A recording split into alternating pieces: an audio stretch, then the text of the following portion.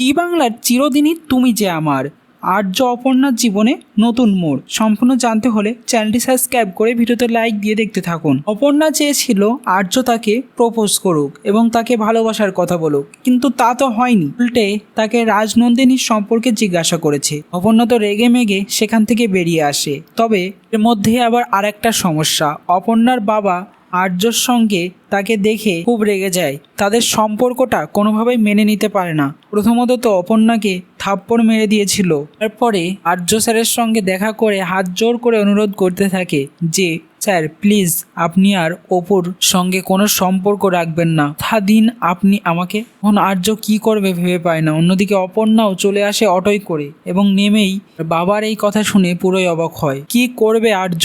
অপর্ণার বাবার কথা রাখতে এবার সে অপর্ণার সঙ্গে আর এত কথা বলবে না, কিছুটা কথা কমিয়ে দেবে, যাতে করে অপর্ণাও খুব কষ্ট পাবে। সম্পর্কের নতুন মোড়, অর্থাৎ সত্যি করেই কি আলাদা হয়ে যাবে আর্য অপর্ণা? না, সেটা হবে না। কিছুদিন রাগারাগি অভিমানে থাকলেও আস্তে আস্তে আবারও অপর্ণার কাছে চলে আসবে। নিজেকে আর সামলাতে পারবে না আর্য।